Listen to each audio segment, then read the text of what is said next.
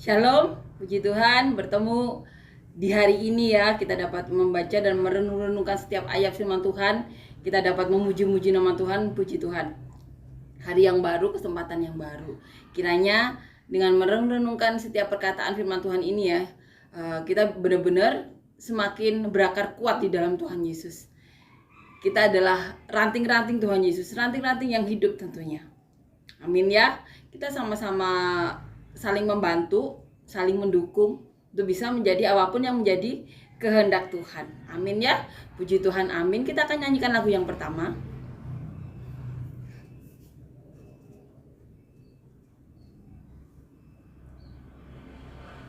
Besar dan ajaiblah karyamu, adil dan benarlah jalanmu, Raja segala bangsa yang maha kuasa, mulia namamu,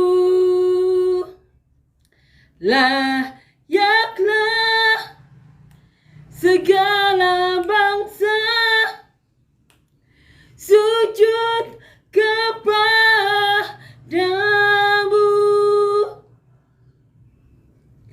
sebab Kau Allah yang kudus, layak disembah. Amin ya, puji Tuhan, amin. Kita akan ini ya, membaca dan merenungkan ayat firman Tuhan di Kisah Para Rasul pasal yang kelima, ayat 26 sampai 42. Judul perikopnya Rasul-rasul di hadapan Mahkamah Agama, nasihat Gamaliel.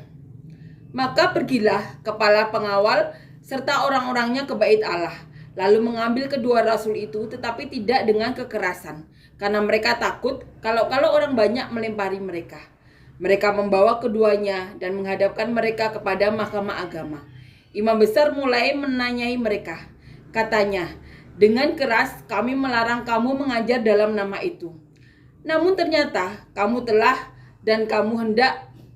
memenuhi Yerusalem dengan ajaranmu, dan kamu hendak menanggungkan darah orang itu kepada kami. Tetapi Petrus dan rasul-rasul itu menjawab katanya, kita harus lebih taat kepada Allah daripada kepada manusia. Allah nenek moyang kita telah membangkitkan Yesus yang kamu gantungkan pada kayu salib dan kamu bunuh. Dialah yang telah ditinggikan oleh Allah sendiri dengan tangan kanannya menjadi pemimpin dan juru selamat, supaya Israel dapat bertobat dan menerima pengampunan dosa. Dan kami adalah saksi dari segala sesuatu itu.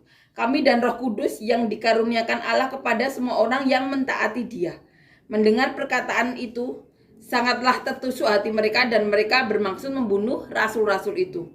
Tetapi seorang Farisi dalam Mahkamah Agama itu yang bernama Gamaliel, seorang ahli Taurat yang sangat dihormati seluruh orang banyak, bangkit dan meminta supaya orang-orang itu disuruh keluar sebentar. Sesudah itu ia berkata kepada sidang, hai orang-orang Israel, pertimbangkanlah baik-baik apa yang hendak kamu perbuat terhadap orang-orang ini. Sebab dahulu telah muncul si Teudas yang mengaku dirinya seorang istimewa, dan ia mempunyai kira-kira 400 orang pengikut. Tetapi ia dibunuh dan cerai berailah seluruh pengikutnya dan lenyap. Sesudah dia pada waktu pendaftaran penduduk, muncullah si Yudas seorang Galilea. Ia menyeret banyak orang dalam pemberontakannya, tetapi ia juga tewas dan cerai berailah seluruh pengikutnya. Karena itu aku berkata kepadamu, janganlah bertindak terhadap orang-orang ini. Biarkanlah mereka, sebab jika maksud dan perbuatan mereka berasal dari manusia, tentu akan lenyap. Tetapi kalau berasal dari Allah, kamu tidak akan dapat melenyapkan orang-orang ini. Mungkin ternyata juga nanti bahwa kamu melawan Allah. Nasihat itu diterima. Mereka memanggil rasul-rasul itu, lalu menyesah mereka dan melarang mereka mengajar dalam nama Yesus. Sesudah itu mereka dilepaskan. Rasul-rasul itu meninggalkan sidang Mahkamah Agama dengan gembira, karena mereka telah dianggap layak menderita penghinaan oleh karena nama Yesus. Dan setiap hari mereka melanjutkan pengajaran mereka di bait Allah dan di rumah-rumah orang dan memberitakan Injil tentang Yesus yang adalah Mesias. Amin ya. Amin. Jadi setelah peristiwa kemarin, di mana malaikat Tuhan, Bapa turun tangan untuk membebaskan rasul-rasul yang ditahan oleh imam-imam besar dan orang dari mahkamah agama. Bapak sampai turun tangan mengirimkan malaikatnya untuk membuka pintu penjara dan menyuruh murid-murid Tuhan Yesus dan rasul-rasulnya untuk mengajar lagi di bait Allah. Nah, setelah peristiwa itu, di sini dikatakan, maka pergilah kepala pegawai serta orang-orangnya ke bait Allah, lalu mengambil kedua rasul itu, tetapi tidak dengan kekerasan, karena mereka takut kalau orang banyak melempari mereka.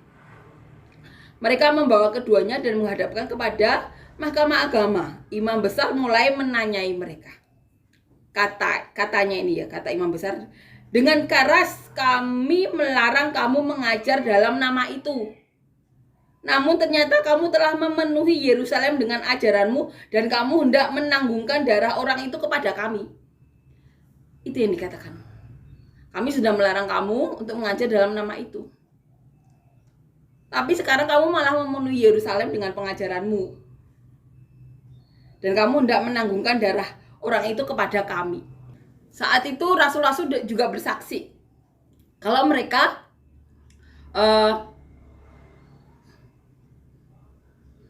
menjadi saksi mata kebangkitan Tuhan Yesus. Mereka bersaksi kepada banyak orang.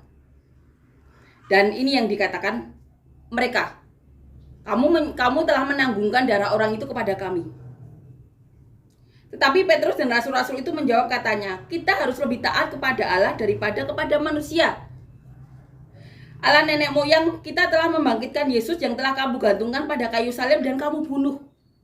Dialah yang telah ditinggikan oleh Allah sendiri dengan tangan kanannya menjadi pemimpin dan juru selamat, supaya Israel dapat bertobat dan menerima pengampunan dosa. Itu kata mereka. Dan kami adalah saksi dari segala sesuatu itu. Kami dan Roh Kudus, itu yang mereka katakan. Saksinya kami dan Roh Kudus yang dikaruniakan Allah kepada semua orang yang mentaati Dia. Dikatakan di sini, yang dikaruniakan Allah yang mentaati Dia. Mentaati apa? Mentaati semua perintah Tuhan Yesus. Mendengar perkataan itu, sangatlah tertusuk hati mereka dan mereka bermaksud membunuh rasul-rasul tersebut. Tapi ada seorang yang bernama Gamaliel mengingatkan mereka. Ini kata mereka, hai orang-orang Israel, pertimbangkanlah baik-baik apa yang hendak kamu perbuat terhadap orang-orang ini. Sebab dahulu telah muncul si Teudas yang mengaku dirinya seorang istimewa dan ia mempunyai kira-kira 400 orang pengikut. Tetapi ia dibunuh dan cerai-berailah seluruh pengikutnya dan lenyap. Sesudah dia pada waktu pendaftaran penduduk muncullah si Yudas seorang Galilea. Ia menyeret banyak orang dalam pemberontakannya, tetapi ia juga tewas dan cerai-berailah seluruh pengikutnya. Dan aku berkata kepadamu, janganlah bertindak terhadap orang-orang ini. Biarkanlah mereka, sebab jika maksud dan perbuatan mereka berasal dari manusia, tentu akan lenyap. Ini yang diajarkan Gamaliel, seorang Farisi, dalam mahkamah agama itu. Gamaliel mengingatkan banyak peristiwa. Di sini dikatakan Teudas, Yudas. Kalau memang orang ini berasal dari manusia, tentu dia akan lenyap seperti Teudas dan Yudas yang akhirnya meninggal tercerai-berai. Kalau mereka berasal dari manusia, dia pasti lenyap. Karena apa? Tidak disertai Allah. Roh Kudus tidak menguatkan. Lenyap seperti Teudas dan Yudas yang pengikutnya tercerai-berai dan Yudas pun mati. Tetapi kalau berasal dari Allah, kamu tidak akan dapat melenyapkan orang-orang ini. Mungkin ternyata juga nanti bahwa kamu melawan Allah. Ini yang dikatakan Gamaliel. Dan kalau ternyata orang-orang ini berasal dari Allah, kamu tidak akan dapat melenyapkan orang-orang ini. Bahkan kamu akan melawan Allah. Itu diingatkan oleh Gamaliel. Nasihat itu diterima. Mereka memanggil rasul-rasul lalu menyesah, masih disesah juga. Tidak dilepaskan begitu saja. Dan melarang mereka mengajar dalam nama Yesus. Sesudah itu mereka dilepaskan. Disesah dulu baru dilepaskan. Dan ini rasul-rasul ininya ya, dikatakan ini apa ya, tindakan rasul-rasul. Dikatakan di sini rasul-rasul itu meninggalkan sidang. Mereka meninggalkan sidang Mahkamah Agama dengan gembira. Mereka malah gembira karena mereka telah dianggap layak menderita penghinaan oleh karena nama Yesus. Seperti Tuhan Yesus juga yang mengalami penghinaan, mereka juga mengalami penghinaan. Dan mereka dikatakan di sini gembira karena layak menderita oleh karena nama Yesus. Dan setiap hari mereka melanjutkan pengajaran mereka di bait Allah dan di rumah-rumah orang dan memberitakan Injil tentang Yesus yang adalah Mesias. Mereka tetap memberitakan. Puji Tuhan. Gamaliel, seorang Farisi, mengingatkan mereka. Orang-orang yang di Mahkamah Agama. Kalau orang-orang ini berasal dari manusia, tentu dia akan lenyap. Tapi kalau dia berasal dari Allah, kamu tidak akan bisa melenyapkan. Bahkan kamu dianggap melawan Allah. Dan akhirnya orang-orang di Mahkamah Agama, imam besar itu melepaskan mereka.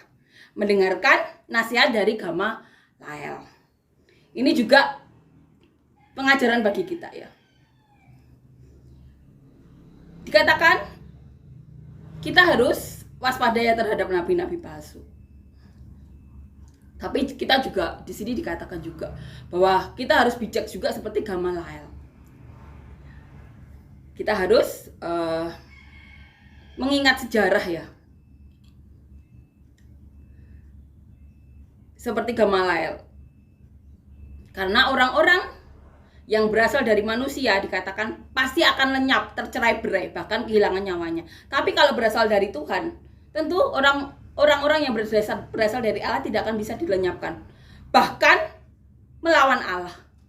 Dan saat itu Mahkamah Agama mendengarkan nasihat Gamaliel, seorang Farisi, anggota dari mereka tapi mempunyai kebijaksanaan ya. Amin ya. Amin.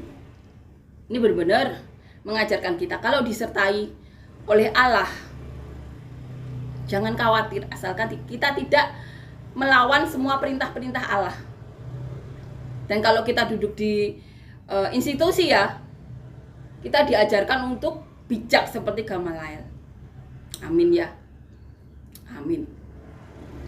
Kita akan nyanyikan lagu yang kedua.